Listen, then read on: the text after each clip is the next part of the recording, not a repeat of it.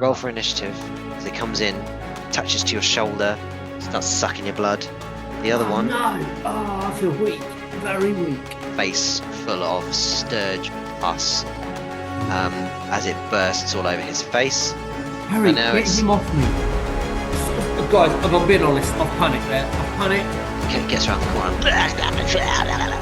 On his second blow with his mace, naturally like the head, the helmet goes clean across the room, and the rest of the armor just starts kind of falling apart, and just there's a pile on the floor. I will let you live then. Oh, sick. Oh, that is very good of you. That is very kind of you, mate. Hey folks, welcome to D&D with Jam, where you can watch playthroughs of D&D 5th edition adventures. This is episode 6 of Reach for the Stars from Keys from the Golden Vault. If you haven't watched episodes 1 to 5, check them out. But if you're watching to see how specific sections play from a DM point of view, here is a recap. In episode 1, we meet Gustavo Gold and Alphonso Dangerfield, who are asked to attend a spa, as there may be a job. In the spa, they meet Vito Delphi, head of one of the Waterdeep crime families. He wants them to go and retrieve a stolen celestial codex and find out why his nephew, Marcos Delphi, stole it and shut himself off from the world. They acquire a rough map of the Delphi family mansion and ask one of their acquaintances, Ari Fandango, a thug, to join them for a bit of backup. The adventurers then pay a visit to Vasil Talistro, who was the original owner of the stolen item, to find out more about Marcos and the Codex. They end up striking a deal with him to retrieve the Codex from Marcos, if possible keeping Marcos alive. In episode 2, they travel to the Delphi mansion and on the way meet a floating ghostly head. This is Elra Lionheart, an adventurer previously hired by Vasil to retrieve the Codex, but perishing in the attempt. Elra tells the adventurers that they have a camp and they should visit it for helpful information. From the camp, they find out Marcos performs rituals on the 3rd floor. In the basement, there are some large crystals, and there is a password to unlock the windows. She also mentions some things to be wary of, monsters and such like. They arrive at the mansion and gain entry, unopposed. However, quite soon after crawling through the window, Alphonso is attacked by a mimic.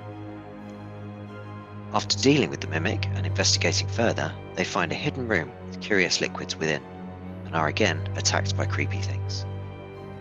In episode 3, after squashing the creepy things, they sniff and taste some of the awful liquids.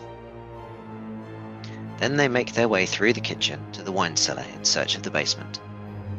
In the wine cellar, they find a secret door, but are unable to open it, so they set off in search of the password. Walking through the parlour, they trigger some animated armour but quickly dispatch it, and they make their way upstairs to Stargazer's Roost, and have just noticed a figure crouching in the room asking them to be quiet. When in episode 4, the figure they noticed is Zala Morphus, who has been turned into a Nothic by Crokelmar's dark magical reach. She agrees that she will help the characters if they retrieve a specific map from the Star Map Room. Side quest. They start towards the Star Map Room, but have first to go through the 3rd floor hall, which turns out to be a lair for sturges, which they have to fend off. They make their way into the Eldritch Observation Room, which contains a circle of symbols, within which there is a hook horror, slightly dressed as a butler. They initially fight, but end up de-escalating the situation and talking. In episode 5, they continue on their way to the Star Map Room, and finally get some appreciation for the elf and the monkey. You need to have watched to follow that one. They don't take the map that Zala wants, but manage to coax Zala into the room where the map is, so she is happy. Armed with all they need to know to get into the basement secret area, they rush back down to the wine cellar and through the secret door. They find cultists studying a statue that seems to be giving off magical vibes. They, however, end up dispatching the cultists as they are suspicious as to what has been dragged into the storage room. Did you want to check out this bloodstain trail? Yeah.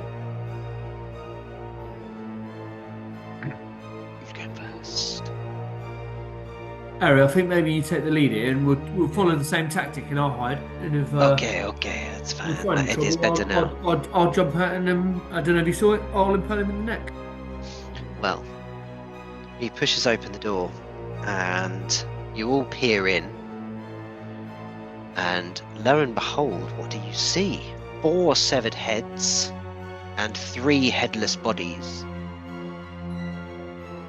lie on the floor of this room, which also contains 4 small crates in the far corner. Do you recognise any of the bodies? Not the bodies, no. The heads. You recognise one of the heads. It's El Reliant, Oh. Oh my god, what touch. but not looking too healthy. Where's She's the in a body? kind of comedy. Yeah. Oh, that's grim. It smells Yeah. a bit as well. It smells Disgusting. dank. Oh. Smells bloody, rotten, fleshy. Is there any more blood-stained trails? No, just they've dragged the bodies to the place where they are. No more bloodstained trails. But obviously there's 4 heads and 3 bodies. Cases? Yeah, we'll have to check those boxes. See what's- Who's licking in cases? Um. And you Yeah, can't I'm get not Harry gonna to look. do everything. Yeah. I'm I not don't- gonna look. Alphonso looks in a crate.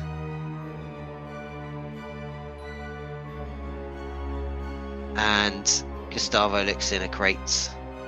Together you end up looking in a couple of crates each. There's no issues. And from those crates you find Yeah.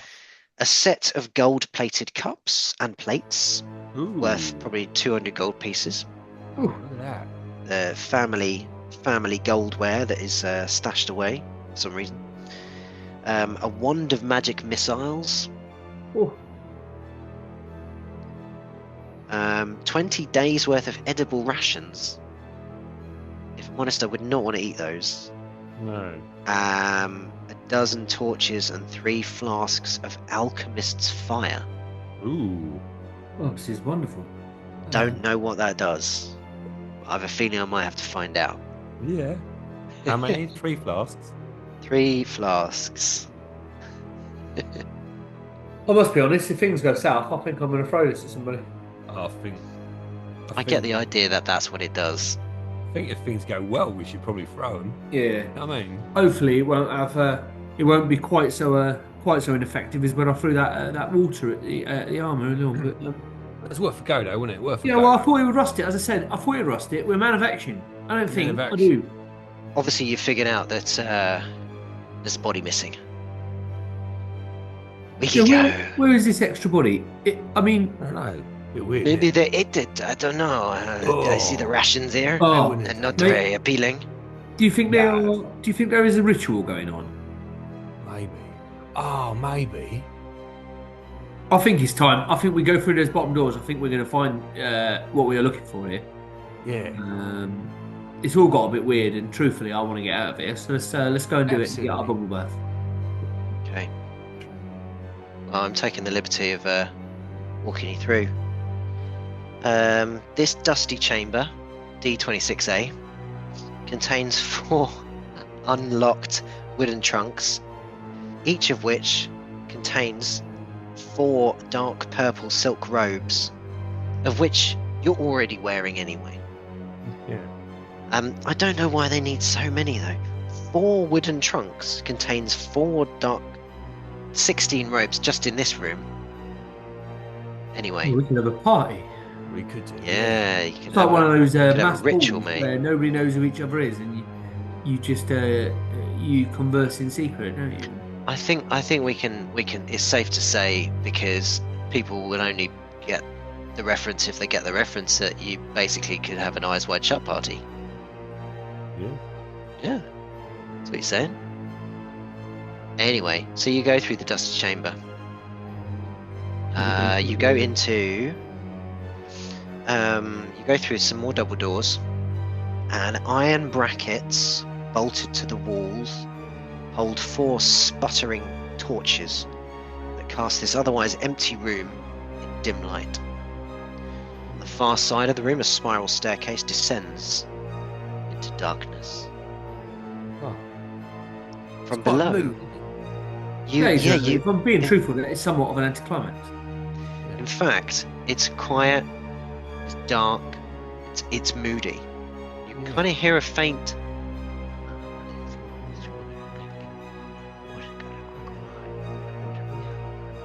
You can hear some kind of chanting from down the stairs.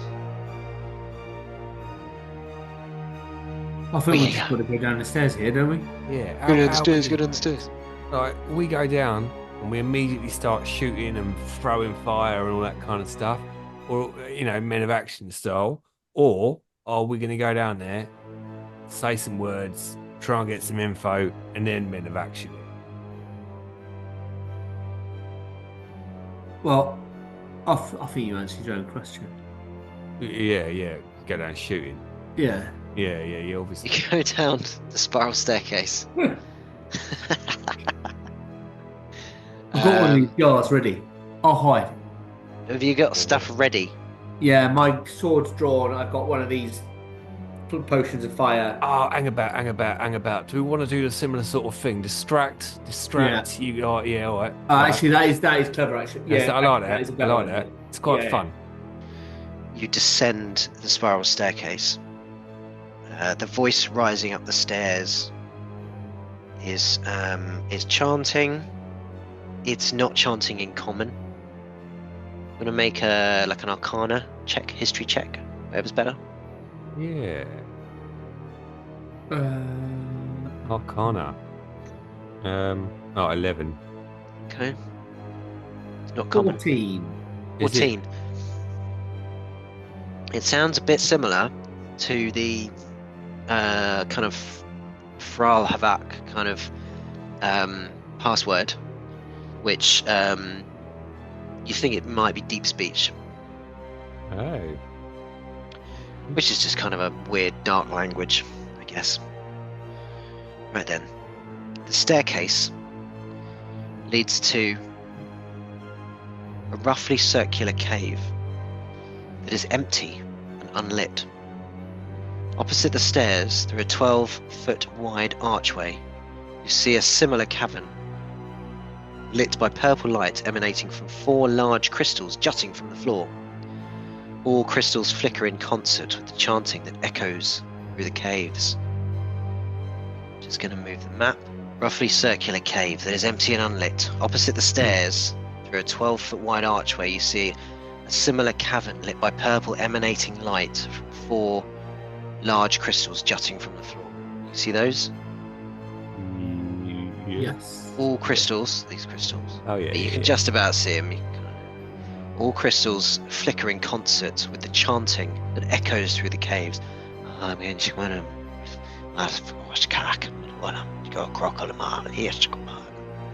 The chants come from a sallow, dark-robed figure who stands near the edge of a circle of arcane runes inscribed on the floor.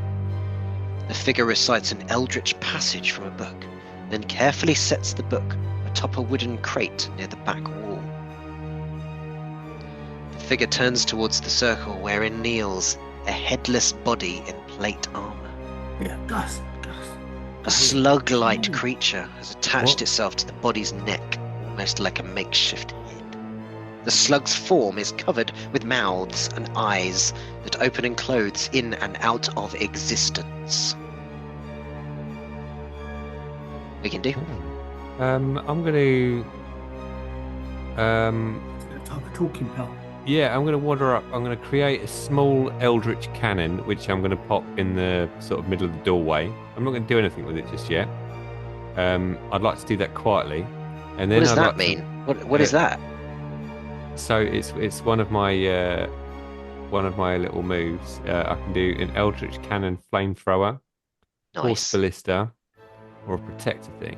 I think So- I would like to do a force ballista. Nah, fire one. And is Flamethrower. it something that happens immediately, or are you putting something there for future? So let's have a little look. So it's something I'm putting there for the future before I create. So once per long rest, you can take an action to magically create a small or tiny eldritch cannon within 5 feet of you. So what I'm going to do is, whilst we're walking into the room, where the people are doing stuff. I'm going to build the cannon, and I'm going to build it.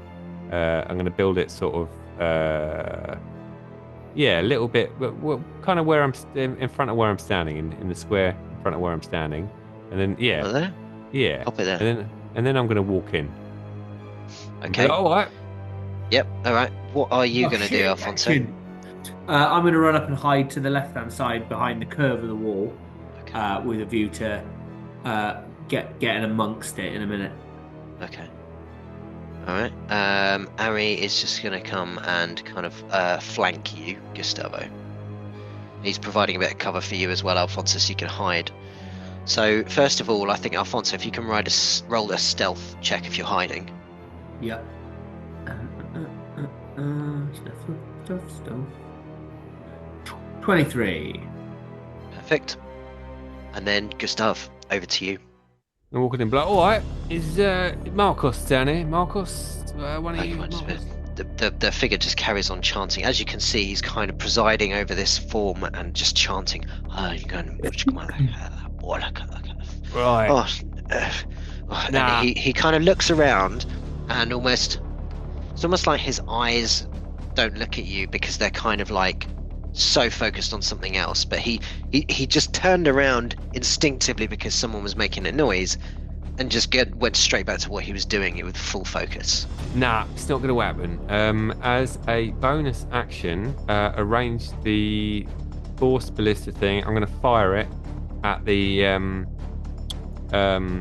thing that's munching on the body. You got a suit of armor. You've got a what did we call it? A worm snake? Yeah, the worm snake thing is slug-like creature. Slug-like creature. We'll call it that. Yeah. You want to aim at the slug-like creature. Yeah. Wait. So Okay. the slug-like creature is on the corpse. It's not on the chanting person, right? It's on the armor. Yeah. On the armor. Yeah. It's yeah. the corpse. So The corpse I'm in the gonna armor. fire it at that, and it does. Yeah. So it's ranged spell. Right. Is my rolling thing. Okay. So, again, I'm going to try this approach. Since you're the first one to act, I feel like you get to basically get the first action every round. So, just giving you an automatic, like 30 initiative. Because you're kicking off the initiative, I'm going to make everyone else roll for initiative. So, Alphonso. 19. 19. So, Gustav, you're making your attack. And what was it to hit? 16. 16 is a hit. Perfect. Okay. And that does 2d8 damage. 8 damage. 8 damage.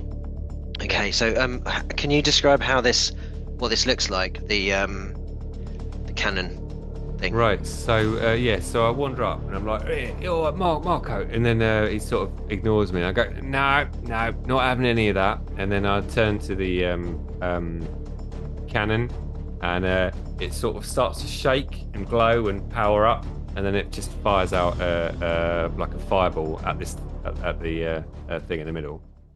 Brutal. So the fireball goes straight to this thing in the middle, and it seems to sort of pass through the edge of the runic circle, and as it does, it kind of almost changes its color a little bit, but it still gets through to this slug-like creature, and obviously causes it pain because it reacts immediately, and like eyes and mouth kind of like reappear and disappear all over it and that kind of thing, and it fixes one eye upon you as well, but it obviously seemed to hurt from that. Actually, this is a bonus action. I can still shoot it with a crossbow as well. I'm going to try and shoot it in the eye. It's looking at me. Don't look at me, you weird little freak. It's disgusting. Yeah. 23 to hit. That is a that's a hit. And 8 points of damage again. Okay. This time, the is that your crossbow? Crossbow, yeah. Okay, Yeah. cool. So you shoot your crossbow bolt. This time, again, like it's going straight for it. The animated, so the knight, the body, the gauntlet kind of raises in protection, and the crossbow just about glances onto the hand, onto the gauntlet. It does still nick the slug-like creature, but with less damage than you probably think it would have done. Oof. Okay, Alfonso, what you gonna do? Well, realizing there's only sort of one thing in there, I just hop out and hoy the jar of fire at it, thinking that it'll burn them both. Right, so 20 feet it says you can throw it. So these are each 5 feet, these 5, 10, 15, 20. So you have to either going to step forward to here. Yeah, that's fine. I'm doing it. This is action time. It's action time. So what do I have to do? Dexterity, is it? Dex, 22. 22. So you're throwing the alchemist's fire. Yeah, the jar of it. My thinking is it will just burn it all. Okay. So you throw it, This. and as it gets to the edge of the runic circle, the jar shatters, and the fire seems to go round onto an orb, around like a bubble, create a bubble of fire around on the runic circle. Alright, well, truthfully, me throwing things has not gone well so far. Yeah. How you roll 1d8 for damage though? 8. Okay, 8. 8. Nice. Okay. But the bolts have gone through, have they? Yeah. Well, the bolt went through, seemingly. Oh, do you think it has to be magic that goes through it? Yeah, it seems that way. I'll go after him. You deal with this thing. Okay, so the circle is on fire, like a bubble. It seems to be affecting Marcos a little bit because he's right next to it. It doesn't seem to be affecting anything inside the runic circle. But also it's making the glowing crystals kind of a bit mad in their pulsing. A little bit more erratic. And it's Ari's go. This is all a bit crazy. What should I do? I can smash stuff or I can hit people. Quick, make a decision. It might be an idea. Perhaps if you go and hit him. Yeah, go on, do it. What the Marcos? Yeah. Yeah. Okay. So Harry runs Might be in. magic, see? Harry runs in to attack Marcos. Rolled a 19. That is a hit on Marcos. Dealing.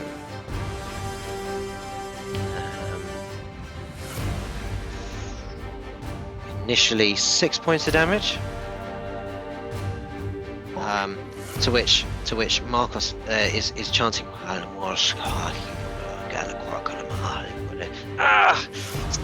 Stop it! I need to do this.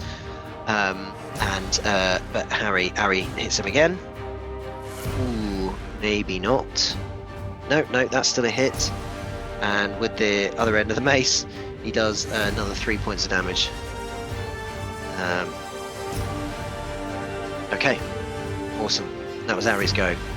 Right then, now you notice that the squirming slug thing kind of pulses a little bit. In unison, the pulse of the runic circle crystals. The knight's not going to do anything. Marcos is going to. He's chanting, but then suddenly out of nowhere you see a blade, ceremonial blade, come as he launches at Harry. Hurry! Yes, that's a hit. And the trading blows.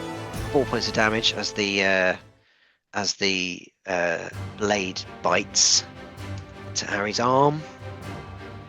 And then also he throws a small magic ball over to Alphonso. Hang on, Alphonso or Gustavo? I think I'll make a decision using the die. Alphonso. Oh no. Okay. Oh, it's only a 10. That's not going to hit, is it? Alphonso. No. No. Okay. Well, the small orb, kind of like it's done quite frantically, and this small orb gets thrown over. It has to be thrown over Harry, and it kind of like just hits the wall next to you, and a little bit of the wall kind of crumbles away, but it doesn't hit you, doesn't do you any damage. And then it is back to Gustavo. The chanting, meanwhile, is getting louder. Who's chanting? Marcos is Okay. chanting his morning. No,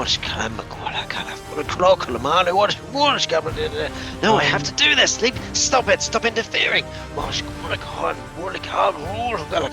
I am going to shoot the little slug thing with another crossbow bolt. Let me see if I hold on before I do that. I think I might see if I can. Okay. I am going to. I'm just going to fire another arrow at it. A little magic arrow. And that's going to be lovely. You get disadvantage on that attack. Disadvantage in it. Okay. Yep. 21 and 19. Okay. Ooh. 19 is a hit, yeah. Okay. And that is 6 points of damage. Okay. And then the cannon is going to fire at one of the crystals. Okay. Which crystal? Probably the. Let's have a little look. The one. It's got a line of sight on the one. So say the one over the other side, opposite. So to the 2 front, o'clock, 3 o'clock, 10 10 7 o'clock, o'clock. 7 o'clock. 7 o'clock, this one. Yeah. The fire of the crystal. Yeah. Okay, what is the to hit score on that? That is going to be. Let's have a little look.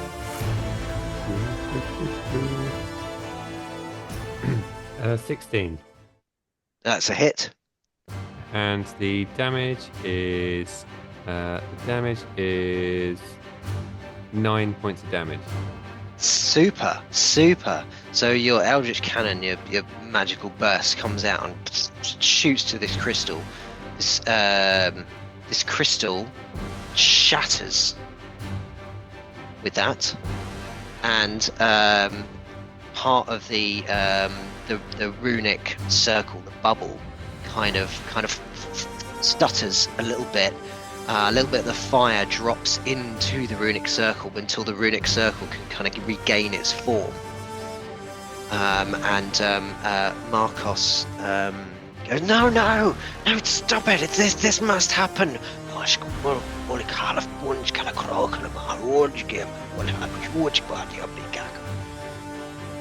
you got anything else to do? That's it. That's my things. But Awesome. Oh, smash the crystals! Action. That is Alphonso. brilliant. I also Yeah. wonder whether stopping him chanting might be an idea. And I haven't really got anything with which to smash the crystals, but I have got this. So I run up to Marcos and I get out my bag of powder of sneezing and choking, and I hoof it in the air. And me, Harry, and Marcos all have to make Constitution saving throws. Sweet. Okay. Right. So throw a handful of the dust in the air. You and each creature needs to breathe within 30 feet. I'm going to run to the other side of him so as to avoid getting Gus involved in that. Yeah. Okay. Well, I mean, how far can you run, and what's the range of the sneezing jam? It appears to me that you basically just throw it in the air around yourself, so it's not a ranged thing. You just Okay. throw it into the air around you, and then any creature that needs to breathe within 30 feet of me. So my 30. thinking is, Okay. if I run all the way to the other side away from Gus, Yeah. put it in the air, and then Harry, me, and Markov all together then have to make a Constitution saving throw. Okay. Cool. That sounds good. Otherwise, Otherwise, we are unable to breathe, and we sneeze uncontrollably, and mechanically we are incapacitated and suffocating. So my thinking is, it would stop the chanting. What's the difficulty on the Constitution saving throw? Is DC 15. Oh, okay. And do you? Well, I that one's failed. passed anyway, so. What? What? Okay, Alfonso. What I feel like you would run through, dive over the crystal, do a roll, kind of like do an unnecessary twirl in your kind of stage fashion, and to get the other side of Marcos and unleash this sneezing and coughing powder, which you do it with a flourish, to make them also, and they don't take any damage. No, it makes them suffocating and incapacitated. Okay, fantastic. Okay, so yeah, so they're doing that. Incapacitated. What does that mean for fighting? I don't know what it means mechanically, but let's find out. Incapacitated sounds quite strong. 5e is a very good. It's a condition. An incapacitated creature cannot take actions or reactions. This is brilliant. Okay, so I also cannot do that. So you, Ari, and Marcos suddenly start, and you're all like, I mean, Ari drops his mace on the floor. He goes down to one knee. Marcos is he's trying to get these words out, but he can't. He's almost like, and he looks at you with frustration and pain. Excellent. Is there anything else to your go? No, because I am unable to take actions or reactions. How long does this last? So a creature in this way is incapacitated and suffocating. As long as it is conscious, a creature can repeat the saving throw at the end of each of its turns, ending the effect on a success. Okay, cool. Unless a restoration spell can also end it. But it is worth knowing that we are also suffocating, and I don't know what the rules for suffocating are. So. Well, I mean, it looks like, from what I see, you can hold your breath for ages. It's like minutes, which is your con score or something like that. Suffocating. As in like 2-3 minutes if you've got a con of 2 or something. But anyway, so I don't think we'll worry about that just yet. But we might have to look it up. Minutes 1 plus Constitution modifier. Exactly. Yeah. So yeah, at least a minute. So we'll deal with that in a minute. Okay. Cool. Unless anyone's worried about it. Anyway, Harry tries to repeat the save and fails. So he's still kind of coughing and spluttering. He tries to go to like just push Marcos over, and he fails. Now it is the slugs go. Which it doesn't do a huge amount, but it just looks kind of annoyed, with one irritated pulsing eye, like stares out and darts around looking, and then Marcos has to try and repeat the save. He fails, and so we are back to Gustavo. Brilliant. I am going to use the crossbow to shoot the crystal at 10 o'clock. Okay. Roll to hit. I will roll to hit. You can have advantage. 16. Yeah, 16 to hit. 9 points of damage. Perfect. You smash that one. So that Nice. crystal smashes, and once again the runic circle, like this half now, this side almost kind of like disappears for a few moments. The fire starts kind of falling into the circle and onto the night as well, until the circle just pulses, just gets just about back to form, but not a complete bubble. There's little gaps in it. Nice. I am going to... Am I going to shoot another crystal, or should I get the cannon to shoot at the slug? I'm going to get the cannon to shoot at the slug, I think. Okay.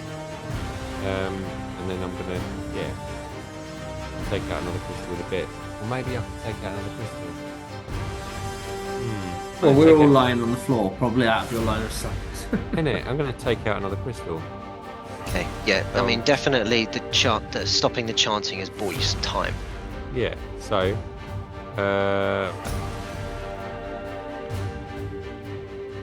Which 14. crystal are you going for? 14 is a hit.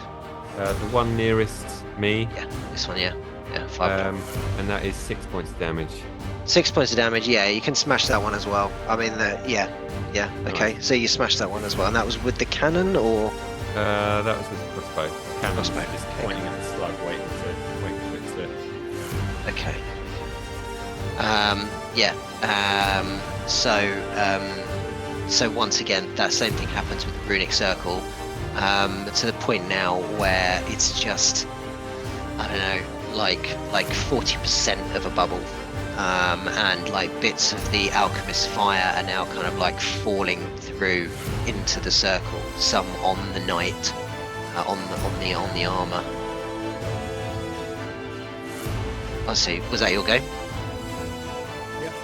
Excellent. Alphonso.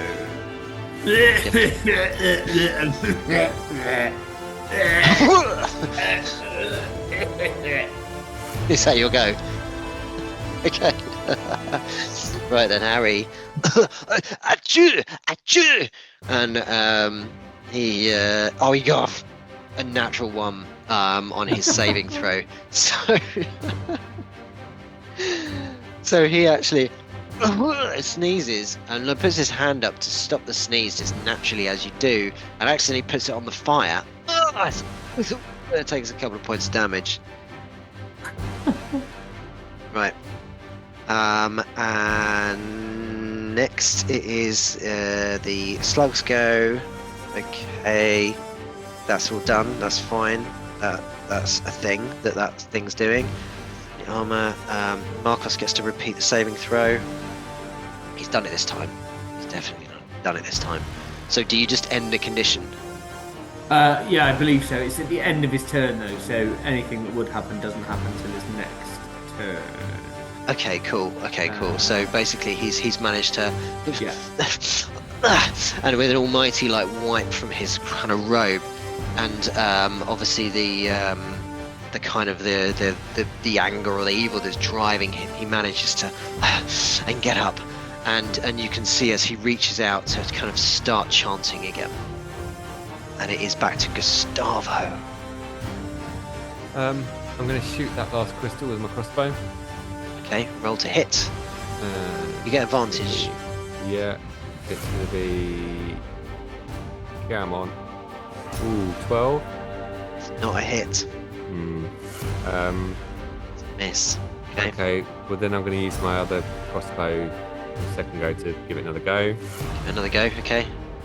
20. 20 is a hit. Yes. And that is 9 points of damage. Yeah. Okay. Brilliant. So with this crossbow, with this second crossbow, so with the first one, you twang it, but there's a lot going on in your way because this is for the one up here now, isn't it? At like 2 o'clock. There's a lot in the way. Harry, Marcos has just stood up, kind of putting your aim off a little bit. So you just missed on the first one, but with your backup, into the center of the crystal. Smashes the crystal, which is the last crystal. A surge of power comes out from the runic circle as the runic circle, the kind of bubble that's surrounding it, kind of bursts out a little bit, taking some of the alchemist's fire with it. But there is now no kind of bubble or anything like that around this this suit of armor with the slug kind of worm-like thing in there. Got anything? Can you do anything else? That's it. Okay, Alphonso. So, having just looked at the suffocating rules, suffocating is the condition that happens after you've held your breath. So technically, what happens is, so for example, a creature with a constitution of 14 can hold its breath for 3 minutes. If it starts suffocating, it has whatever the constitution modifier is, rounds to find air, or it drops to 0 hit points and is dying. My constitution modifier is 0. So as far as I am concerned, I drop to 0 hit points and start to die. But hang on, how long can you hold your breath for? Can you hold your breath for a minute? Yeah, but holding the breath, as I understand it, so a creature can hold its breath for a number of minutes equal to 1 plus its con modifier, minimum of 30 seconds. Okay. When a creature runs out of breath or is choking, it can survive for a number of rounds equal to its con modifier, minimum of a round. Yeah. At the start of its next turn, it drops to 0 hit points and is dying, and it can't regain hit points or be stabilized until it can breathe again. For example, a creature with a constitution of 14, which is a +2 modifier, can hold its breath for 3 minutes. If it starts suffocating, it has 2 rounds to reach air before it drops to 0 hit points. So I am specifically already past the point of holding breath. Hang on. How long have you been holding your breath for? Well, I haven't. That's the point. I've gone straight from to suffocating, which is I have now started. I have 1 round, which I just failed. Now I have dropped to 0, and I'm starting to die. I arguably did not understand how that thing worked, and now I am in a world of trouble because I cannot breathe. Okay. So you're suffocating. So I think I'm in death saves, and I cannot be stabilized or regain hit points until I can breathe again. All right, but Harry has the number of rounds or minutes equal to his con modifier. He has a number of rounds equal to his con modifier. Okay, well his I is think 2. we both had 1. I think is how we'll have to rep on it and say we've done 1, which I think is right. You get a minimum Yeah. of 1. Yeah. Okay, cool. I am now on my second and am dying. Okay, so in this round, you are basically your eyes rolling into the back of your head as you fall backwards. I have somewhat underestimated the lethality of this sneezing, particularly with a +0 to my con. So is that it? Can you do anything? Do you have to roll a death saving throw? I assume it's just death save, but I can't stabilize. So I think I've basically got 3 rounds until I'm dead. Okay. Unless someone does something to clear this out.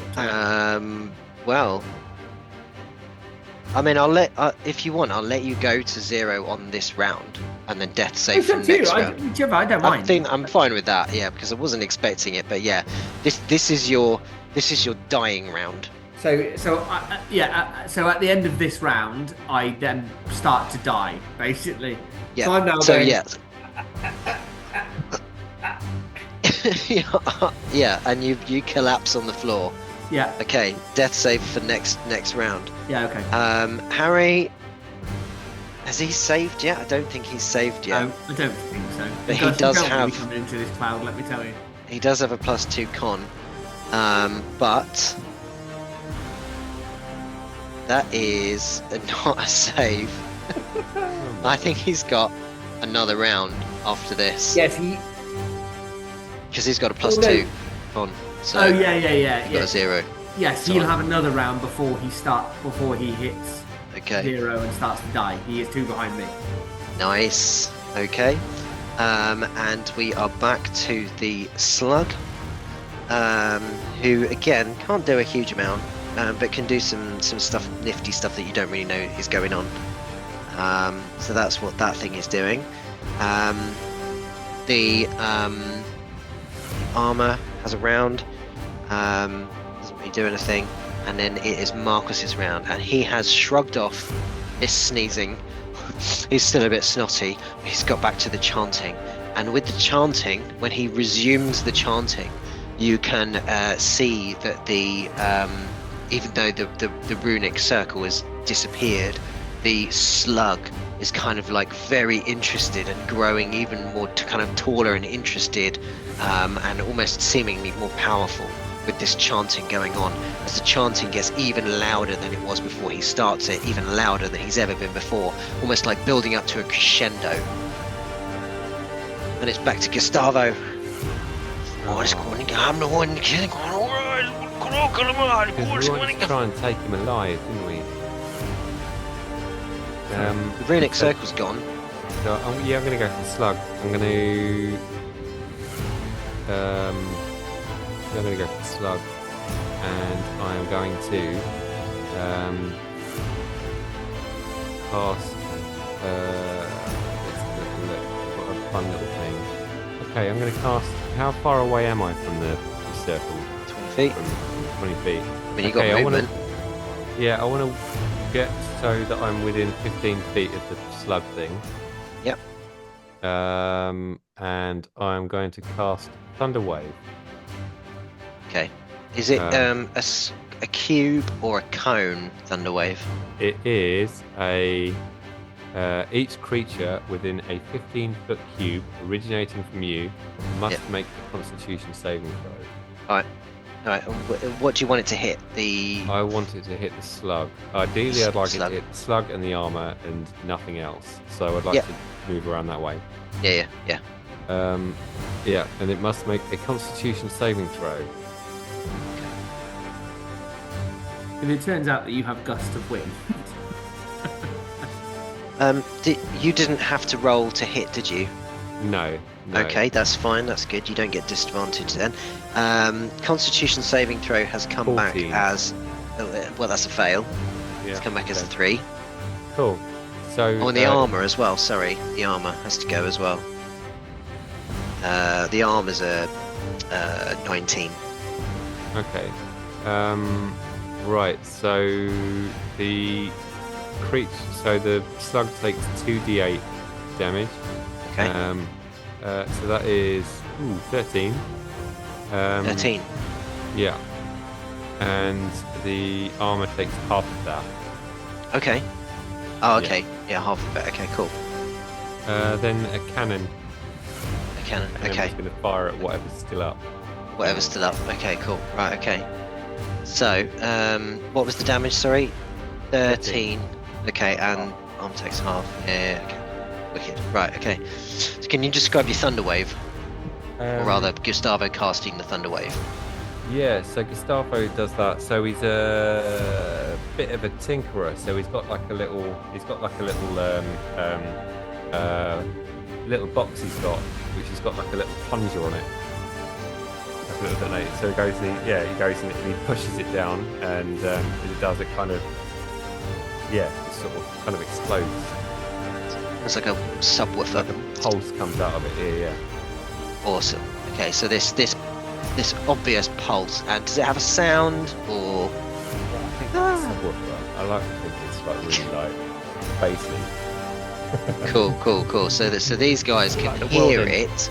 Well, apart from if they're dying, and they can also kind of almost see it as like stuff gets kind of rifted up in the air as it comes out. Anyway, so this pulse comes out towards the armor and the slug, and it pushes stuff back, doesn't it? Yeah, 10 feet. Yeah. So it pushes this armor that's on its knees. It does like a backwards knee slide, backwards a few feet. Yeah.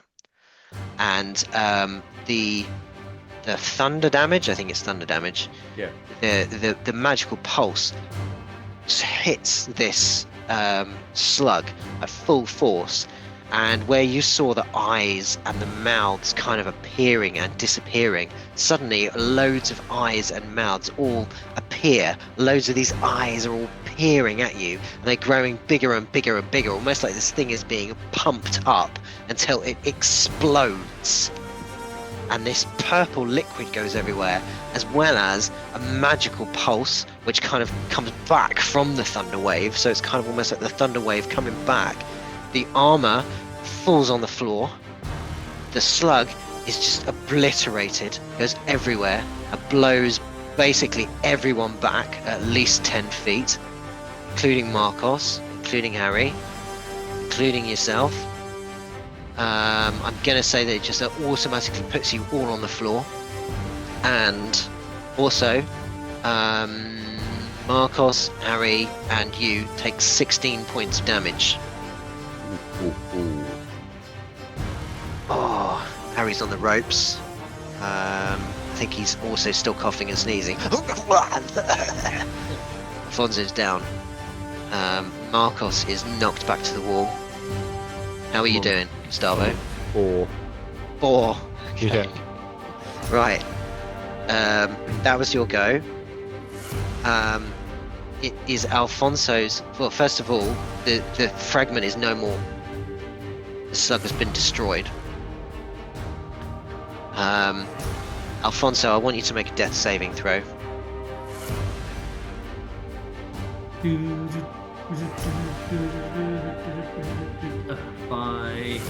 Five. 1 fail. And Harry is still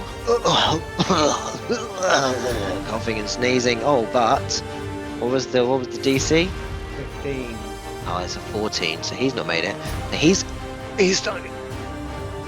Next turn, he's 2 turns behind me. Next turn he's done. The slug's dead. The armor just falls to the floor. Marcos slowly gets up and he's looking around.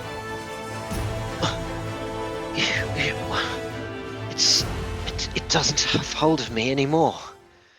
Thank you so much. As he looks around to see bodies around him, basically.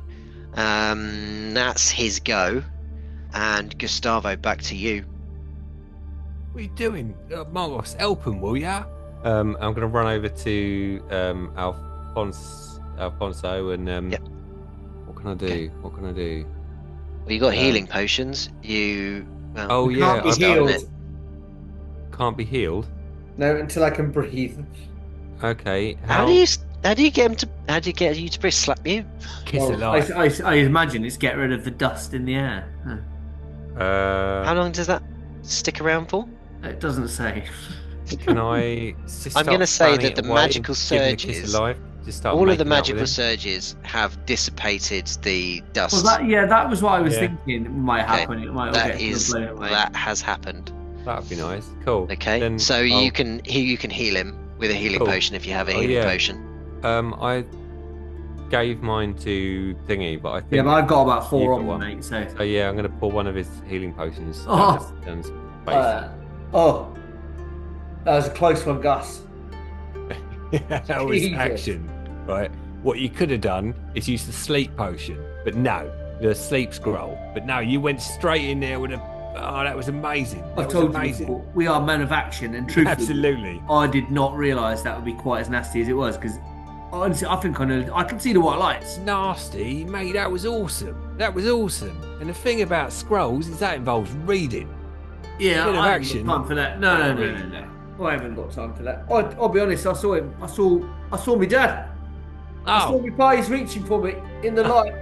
reaching out. It's like, oh, that's beautiful. That's beautiful. I thought it was it. Yeah. This is the end of it. I thought this is the end of the Elf and the Monkey. And then I tugged it at the end of the. Oh my god. I'm just going to quickly say that Harry, now that the cloud has been dispersed, he's on his knee, but like he gets out a healing potion, takes some healing, and he's getting his breath back. And then Marcos is there. Oh, look. Thank you. I don't know how to thank you. That thing, it made me do things. Oh. It made me do things that I didn't want to do. You To just friends. do things that you don't want to do. It's all over. Thank you. How did you know? How did you know I was here? Well, we got tipped off. We were sent here to come and rescue you by your uncle. Oh, Vito, Uncle Vito. And What a legend. Yeah, absolutely, lovely chap.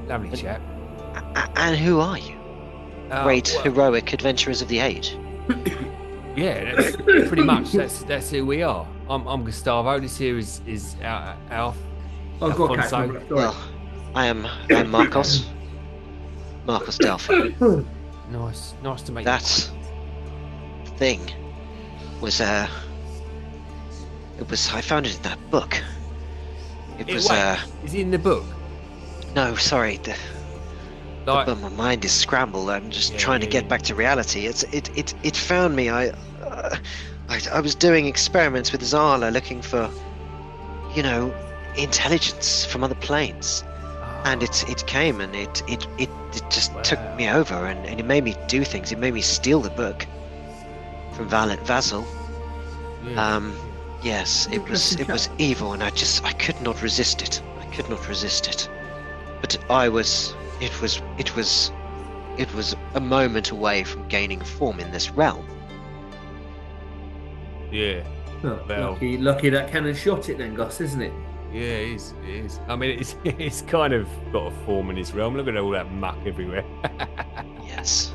Esquire will have a job cleaning this up. Yeah. Oh, Esquire, he's got hooks for hands. What? He's got hooks for hands. Yeah, he turned into some beast with hooks. He was all right, to be fair. He was very friendly when we gave him some wine. Yeah, He's a legend. may not. He's a lovely chap. Absolute legend. Yeah. We may not have taken a bit of liberty with some of your wine.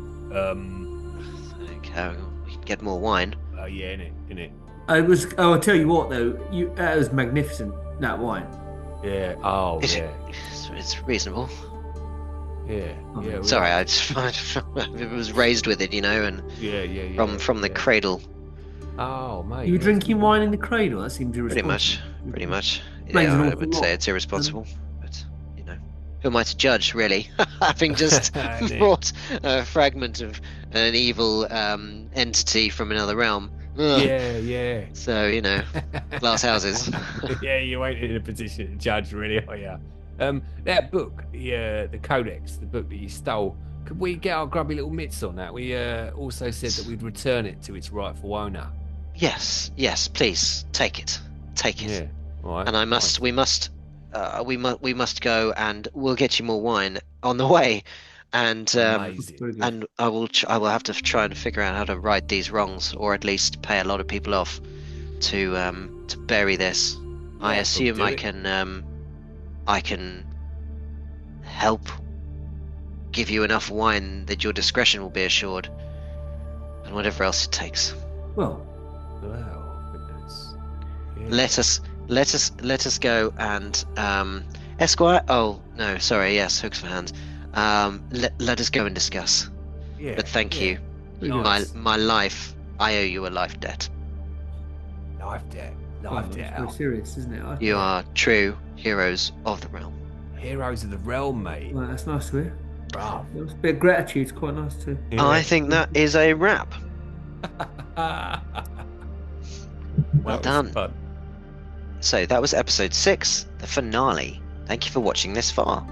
I really hope you enjoyed our style of roleplay and approach.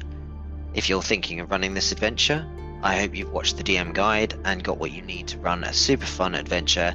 Have an awesome time.